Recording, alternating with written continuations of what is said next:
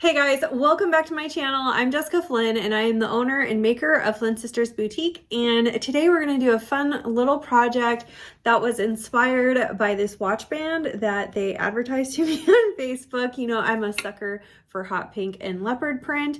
This one is really fun and easy. We're going to be incorporating vinyl, epoxy resin, and my rhinestones, of course.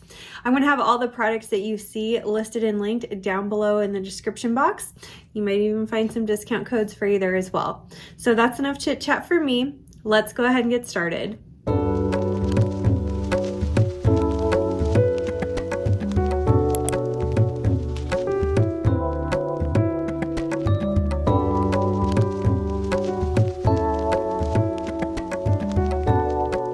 Alright you guys, so we're going to start with a fully prepped and sanded cup like usual. I'm using a 20-ounce skinny straight from Craft Haven, and we're going to do a good old-fashioned vinyl wrap. I got this printed vinyl from Maestra Creations. I will link it down below along with a discount code. Next, we're going to place our printed vinyl face down against the table and peel back just a 1-inch portion of the backing paper. And we're going to use this 1-inch exposed part of our vinyl to anchor the print down, and then I will use this really big squeegee. I got this from the Bowen on Etsy. I'll link it down below in the description box. And I'm just going to go back and forth against my printed vinyl using that squeegee to push the paper backing from the vinyl. You'll notice I don't touch the paper backing at all. We're just using that vinyl squeegee to press it firmly against our tumbler, pushing out any air bubbles as we go. And once I get to the end, I'm going to place a strip of masking tape. This is just some 1/2-inch masking tape that I have to help guide my knife to cut a nice clean seam that overlaps just a bit. I maybe have about 1/8 of an inch overlap here. We're going to remove that excess vinyl and save it for later. Next, we need to trim up the top rim. So I'm just going to pull some of that excess vinyl nice and tight against that top rim, which is going to help me get a nice clean cut with my craft knife. Then for the bottom, I'm just going to cut off the excess as close to the bottom rim as I can with my scissors. And then we'll run this bottom edge through my edge trimmer. I'll have this edge trimmer linked down below in the description box. This is on the second rung up, and it's going to give us a nice crispy edge and a little bit of exposed stainless steel where our final coats of epoxy will adhere to create the seal for our tumbler. I'm going to adjust the rungs on my edge trimmer here to the first rung. So this would be the shortest that it could trim, to trim along the top edge again so that we expose a fine line of stainless steel at the top for our final coats of epoxy to adhere to create again the seal for our tumbler. Next, I'm going to take my measuring tape and run it along the top rim here so that I can measure the exact width around my tumbler. In this case, it's 9.5 inches, and that's going to tell me the width to cut my drip. So this drip SVG file I found on Etsy, I will link it down below.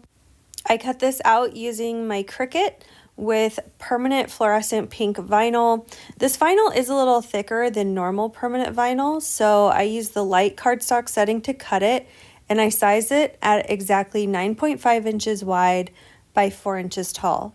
I'm going to use some transfer tape to help hold it all together while we get it on our cup.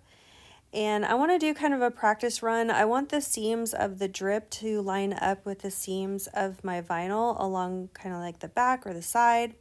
And I'm going to first peel back about 1 inch of the backing paper from my drip vinyl here to help anchor everything down while I make sure that we have everything aligned nicely. I don't care if it comes up a little bit above the rim, I can always trim that down, but I do want to make sure everything lines up nicely. Once I'm confident on my placement, I'm going to use the felt side of my vinyl squeegee to help me apply this to the tumbler. And once I was done with that, I ran it through my edge trimmer again on like the lowest rung so that we can get a nice clean cut And again, exposing that fine line of stainless steel where our coats of epoxy will adhere to create the seal for our tumbler. Look at how crispy and satisfying that is. Absolutely love it. All right, after I got the drips on there, I applied my vinyl decal, same vinyl. This is just the word Bossy in Summer Crush font. I will put that font down below in the description box. And I'm just going to apply this like I normally would. First, placing my decal face down on my table and peeling back that paper backing to loosen the decal so that when I go to transfer this, it goes on without any kind of drama. Once I'm done with all this vinyl work, I'm ready to apply my first coats of epoxy. You'll notice I have my bottom rim taped off. It's because I'm not finishing the bottom of my tumbler for this project. If you need some more information as to how or why I would do that, I will link a video down below that I think you'll find helpful. I'm using my own Flynn Sisters premium epoxy resin today. So I'm going to let this first coat dry for about 5 to 6 hours before moving on to my second coat, which I'm going to apply right over this. I let that second coat dry for about 8 to 12 hours, and then I moved on to sanding anywhere that needed some sanding, and I actually applied a third and final coat. Before we move on to the rhinestone portion of our project, we want to make sure that the final coat is absolutely perfect, because after we put those rhinestones on, we cannot go back to fix anything. Here's what my tumbler looks like after 3 coats of epoxy. Now we're ready to apply our rhinestones. I'm using 4 different size rhinestones today from my shop. We're using SS6, SS10, SS12, and SS16 in the neon rose color.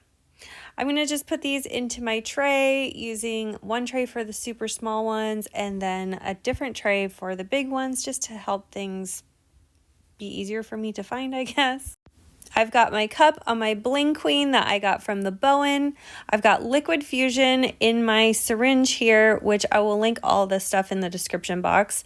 I use a silicone bead that I shoved that needle into to keep my glue from drying out in the needle, so I can use the same one for a really long time.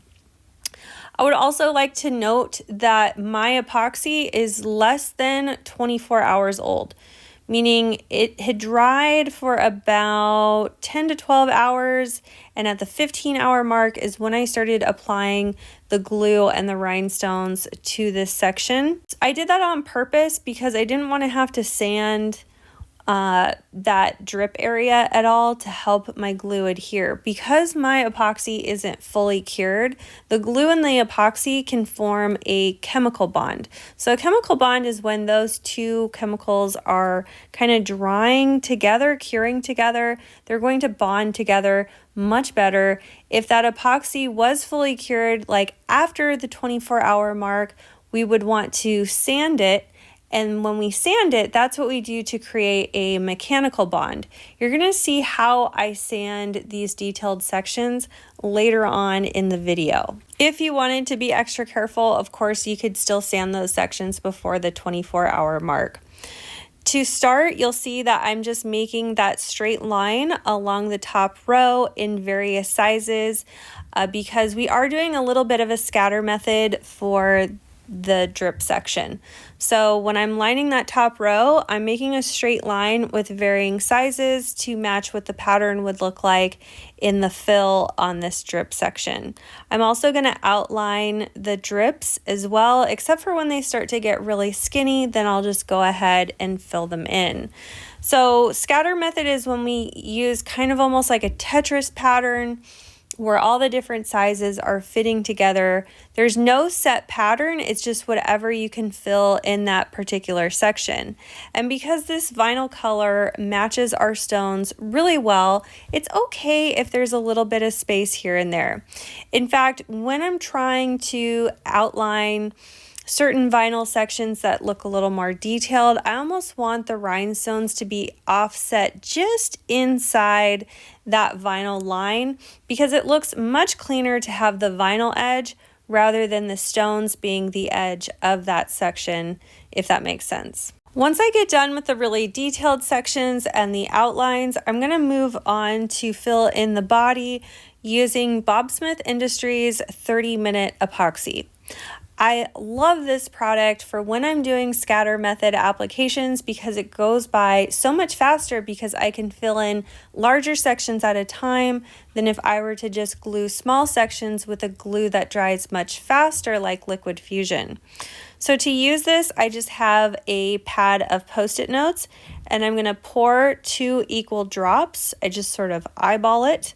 And then I use a doe foot like makeup applicator. You can buy huge packs of these, and I'm just going to mix it up as good as I can. I typically mix for at least 60 seconds so I know for sure that it's fully mixed. Once I've got it all the way mixed, I'm going to apply a thin coat to about a 2-inch section. Once you've done this enough times, you know how much of a section, like how large of a section you can do within the 30-minute window. Some people even like to write down the time that they initially apply this so that they know how much time they have.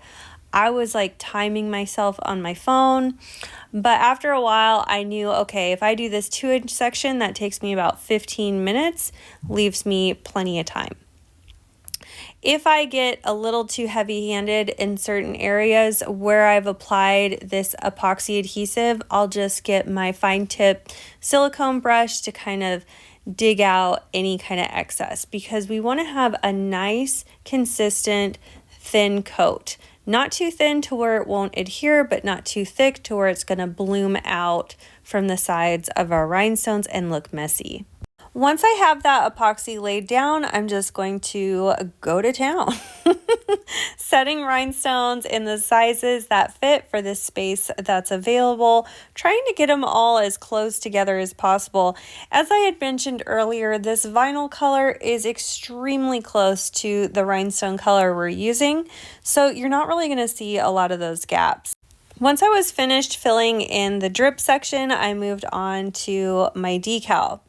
I'm using this e-file. This is meant for nails, and I guess you could use your Dremel if you wanted, but this is cheaper and it gets the job done.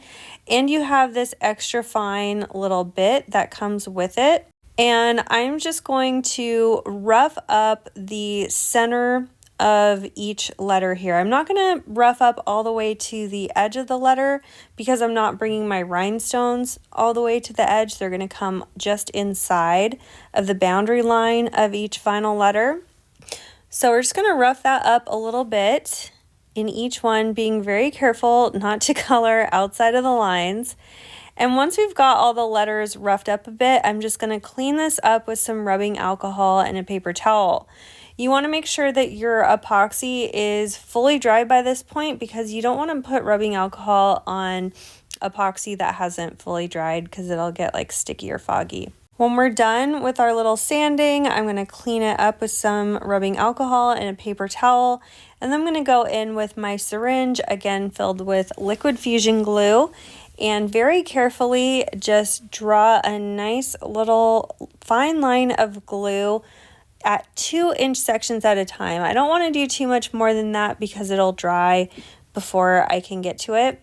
And then I'm going to fill it in with whatever size stone fits just inside of the vinyl. I don't want the edge of those stones to come outside of the edge of that pink vinyl because I want the edge of the pink vinyl to be the boundary line of that letter, if that makes sense. So it's going to look much cleaner and much more put together if we let that vinyl be the boundary line rather than the edge of the rhinestone. Once I was done with all the rhinestones, I let this dry at least overnight before cleaning everything up and shining up those stones, and this is how it turned out. We do not need to epoxy over the stones. They're on there with permanent glue. They are not going anywhere. I absolutely love how this turned out. Let me know what you guys thought in the comments. And if you like my video, please be sure to give us a big thumbs up. And if you haven't already, please subscribe to my channel. We upload new videos every week. Thank you so much for watching. We'll see you soon. And a big thank you to all of our Flynn Sisters exclusive members. Thank you for your pledge. Your support means the world to our channel. If you love this video, you could check out our last video here. Also be sure to find us on Instagram, Facebook, Pinterest, and of course subscribe for all our new videos that come out every Wednesday and Saturday. Thanks so much for watching. See you soon.